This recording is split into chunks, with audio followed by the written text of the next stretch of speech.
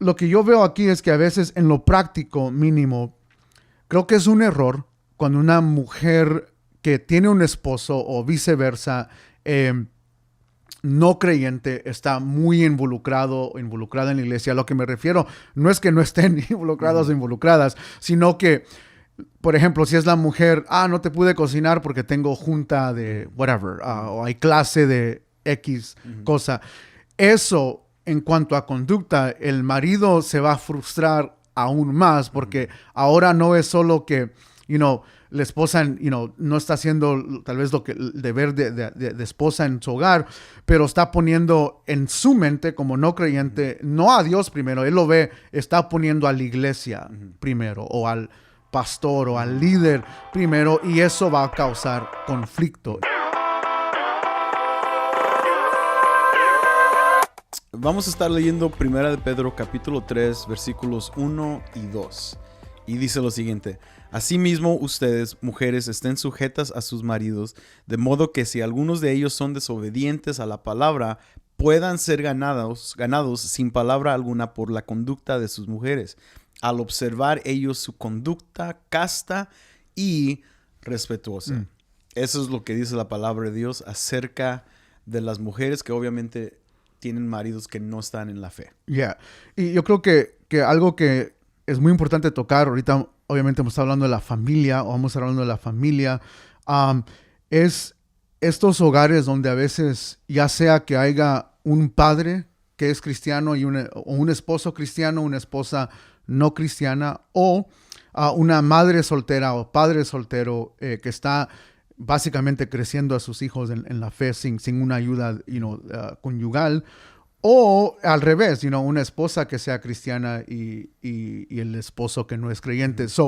Yo creo que Pedro nos da la base de que en cuanto al matrimonio, cuando hay una esposa o esposo que es creyente, y en este caso habla directamente a las mujeres, de que si la esposa es creyente y el esposo no, hay una manera donde la esposa puede vivir no solo en la fe, pero debido a cómo ella se comporta, puede hasta animar a su esposo a llegar a los pies del Señor.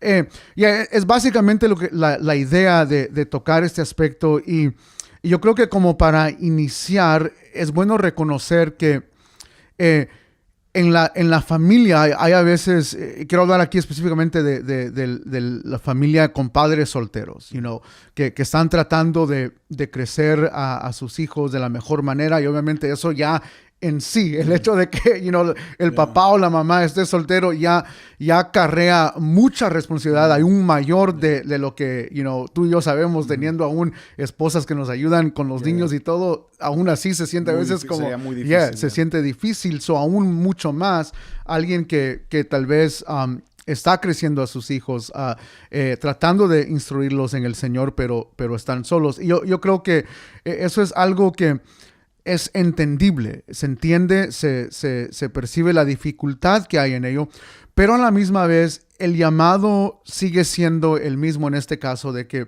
ya sea mamá o papá, debe haber un esfuerzo en seguir instruyendo a sus hijos en los caminos del Señor de una manera, de la manera mejor posible. Yo creo que la dificultad es tratar de justificar el hecho de que, estoy trabajando más horas, o tal vez haciendo, dos double shifts, diríamos en inglés, dos turnos de trabajo, y es fácil justificar el no hacer esta parte de instruir al hijo o la hija en casa, pero...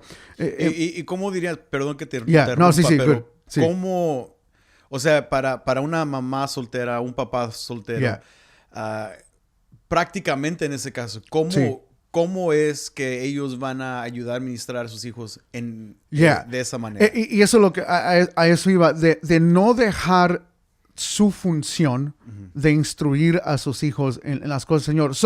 A lo que me refiero, obviamente viene lo obvio aquí. Lo obvio es primordialmente, mínimo asistir a la iglesia, mostrar a sus hijos la importancia de asistir a la iglesia, de poner al Señor en prioridad en ese aspecto, de llevarlo los domingos. Yo en parte crecí la mayoría de mi niñez, juventud, sin papá en casa, pero mi mamá, algo que siempre tenía encalcado en nosotros es no nos permitía faltar 2 domingos al hilo. Wow. Yo si faltaba uno, el otro, enfermo, no enfermo, no me quería levantar o no, me llevaba, aunque no quería ir. Con tu traje, con todo, pero de que iba y bien peinado y todo, era algo que ya encalcó en nosotros, de que los domingos son para el Señor.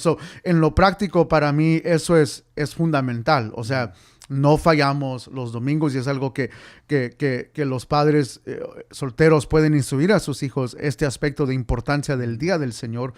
Pero también otra cosa que aprendí de niño es la oración. Aquí cosas que, orar todas las noches.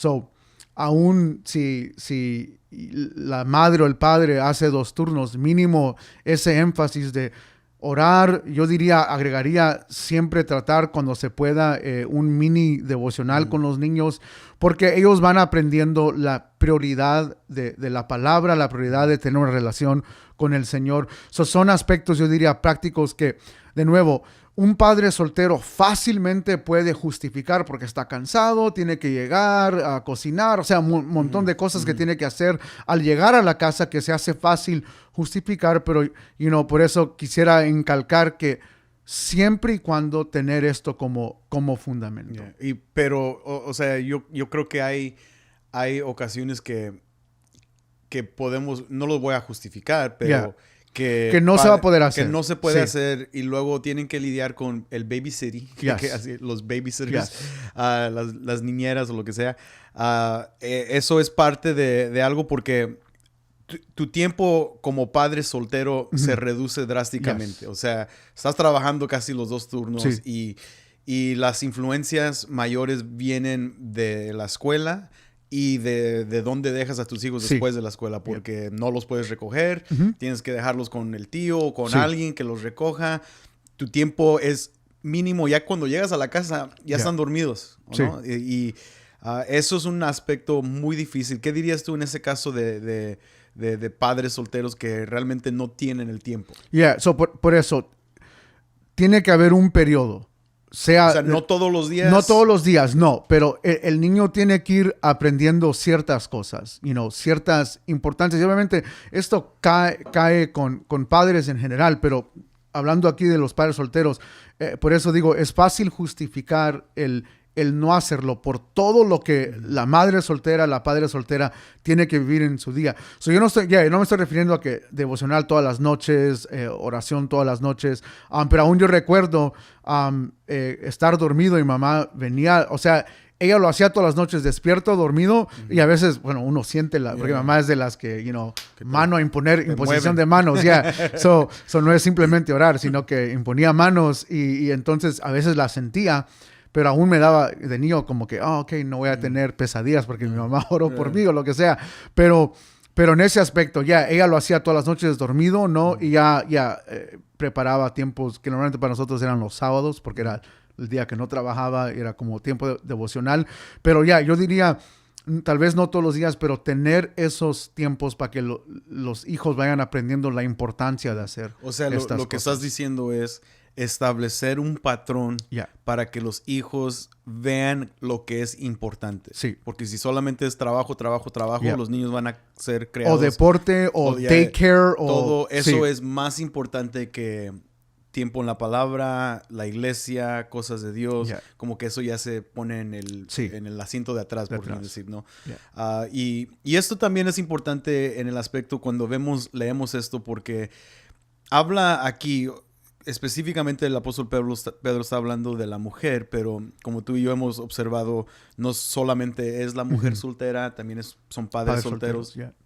Y habla de conducta, habla de aspectos externos, internos, que para mí es muy importante para esa persona soltera o para esa persona que está viviendo con alguien que no es cristiano. Por ejemplo, están casados y su esposa no es cristiana o su esposo no es cristiano. ¿Cómo podemos observar lo que Pedro dice para estas personas? Y yo creo que aquí en el contexto la advertencia viene porque era muy fácil que la mujer dijera, bueno, mi esposo no es cristiano, yo me voy, lo voy a dejar por causa de fe, lo voy a abandonar. Y Pablo obviamente aquí está exhortando a hacer lo opuesto, o sea, que no abandonen a sus maridos, sino que su conducta en la manera que se comportan. Y yo creo que tú vas a entrar un poco más en detalle tal vez en alguna de estas palabras y todo lo demás, pero lo que yo veo aquí es que a veces en lo práctico mínimo, creo que es un error cuando una mujer que tiene un esposo o viceversa, no creyente, está muy involucrada en la iglesia. A lo que me refiero no es que no estén involucrados o involucradas, sino que, por ejemplo, si es la mujer, no te pude cocinar porque tengo junta de whatever, o hay clase de X cosa. Eso, en cuanto a conducta, el marido se va a frustrar aún más porque ahora no es solo que, la esposa, no está haciendo tal vez el deber de esposa en su hogar, pero está poniendo en su mente como no creyente, no a Dios primero, él lo ve, está poniendo a la iglesia primero, o al pastor o al líder primero, y eso va a causar conflicto en cuanto aún al querer que ella asista a la congregación. Yo creo que eso, para ya sean esposos con esposas no creyentes o viceversa, tienen que tener mucha sabiduría en cómo van a servir. No es que no estén sirviendo, pero en cómo van a servir y no dejar que eso, aún asistir a la iglesia, afecte la relación matrimonial, que normalmente es lo que sucede. Y a veces, de nuevo aquí, porque yo recuerdo escuchar a hermanas anteriormente, no, es que es el diablo, es que es el diablo que no, pero ya cuando haces tus preguntas, la hermana venía a la intercesión y estaba en la iglesia de 5 a 2, 3 de la tarde, nunca estaba en casa, o sea, nunca los haceres y el esposo trabajando para, mantener a la familia y la esposa en iglesia de lunes a domingo y causa fricción y no es el diablo, es que simplemente hay cosas que la esposa ha dejado a un lado en el hogar. Y yo creo que eso es lo que causa la mayor fricción en estas parejas. Una de las palabras aquí que tal vez incomoda a muchas personas es la palabra que en español se traduce sujetar o estén sujetas. La palabra griega aquí en cómo está configurada es una palabra que realmente significa no ser sujetadas, sino ellas mismos sujetarse. La palabra aquí es upotasomenai, entonces es el sentido de que la persona se autosujeta porque reconoce el rol en este caso de su esposo. Y esa palabra, o sea, eso no es muy popular hoy en día especialmente para que una mujer se tiene que sujetar a su esposo, pero otra vez nos explica y nos habla de una conducta adecuada y me fascina lo que dice Pedro en el versículo 2. Al observar ellos su conducta casta, que habla de pureza, y respetuosa, que habla de reverencia, o sea que el mismo esposo, o en este caso la otra persona, va a evaluar y va a reconocer la pureza dentro de su vida. Y aquí unas palabras importantes, ¿no? De poder estar leyendo esto cuando leemos el estilo de vida o la conducta, habla precisamente de eso, de desarrollar un estilo de vida. No es solamente cómo te comportas, pero cómo realmente desarrollas y vives tu vida delante de esa persona, que habla mucho de tu conducta. Y obviamente los versículos 3 en adelante no podemos desglosar mucho porque hablan de peinados y todo eso. Pero y nos desvían del tópico también un poco. Pero Pedro está hablando de lo externo y luego en el versículo 4 habla del interno con el corazón. Entonces es mucho más fácil hacer cosas externas para pretender que eres más religioso, religiosa, Es que yo estoy haciendo las cosas de Dios, como tú conoces esos hermanos que viven su vida en la iglesia, pero es que son cosas de Dios y tú no entiendes y no me apoyas y más bien tú eres un estorbo. No han aprendido a sujetarse y a la misma vez solamente están actuando externamente. Y hay cosas internas que tal vez no han podido clarificar o ajustar. Y lo peor de eso es que los hijos ven. Porque ellos conocen quién es papá y mamá en la casa. Ellos saben quién son. Entonces, ya para terminar, Henry, ahorita mencionaste que tu mamá oraba por ti. ¿Cuáles fueron unas áreas que más te marcaron de crecer en ese hogar con una madre que tú recuerdas que te marcaron? So, I mean, son tres cosas que me marcaron. Lo mencioné anterior. No podía faltar 2 domingos al hilo. Tenía que ir a la iglesia, quería o no. Y obviamente de joven, uno, tú entiendes, uno entra a una etapa de rebeldía o el mundo como que es más enticing, te apela más. Te apela más. Yo, cuando de joven, a veces decía, no, es que no voy a ir, y mi mamá, no, pues nomás uno, y ya tenía una manera de convencerme, porque, al final no es que me podía jalar y llevarme, eso tenía una manera. Un poquito pesadito. Yo estaba pesadito y más grande que ella. Pero tenía una manera de convencerte, de meterte el temor del Señor, básicamente, o recordarte del temor del Señor. Era eso, oraba siempre por nosotros en las noches, aún yo a veces no quería, de nuevo, cerraba mi cuarto y no quiero, quiero dormir, le decía, come on, man, quiero dormir, y no, siempre era todas las noches. Pero otra área que encalcó mucho también mi vida cuando empecé a trabajar era el diezmo, porque, era en aquel entonces que, no creen en el diezmo, pero antes de gastar lo que me gastaba, siempre lo primero es de Dios. Aprendí a vivir en ese aspecto de fe, de que apartamos primero al Señor y confiamos que Él va a suplir lo demás. Esas áreas, de nuevo, han marcado mi vida porque son cosas que ahora yo estoy encalcando también en mis hijos y en cómo trato de llevar la familia ahora que el Señor me ha dado. Pero, en otro aspecto, ver a una mamá que sí, dependía mucho, por ejemplo, en el otro aspecto de yo ir a la escuela para que me cuidaran, daycare, porque era de escuela a daycare por el horario que ella trabajaba, las horas que tenía que trabajar, pero aún así siempre confiar que en medio de todo eso, que eso es lo que quiero en parte animar a las mamás o padres que solo ellos están en la fe, de confiar que el Señor al final, está obrando. Y mamá confiaba mucho en saber que la escuela va a tratar de instruirme de una manera. El daycare, porque es otro, otros oídos o otras voces a mis oídos, pero al final confiar de que, Dios va a hacer la obra. Y yo creo que eso, animar a los padres que a veces estás confiando tal vez, madre cristiana, pero el papá no, y hay tomadera o lo que sea, pero confiar que el Señor, a través de tu conducta y a través de todo esto, Él va a hacer la obra aún en ese hogar con tus hijos.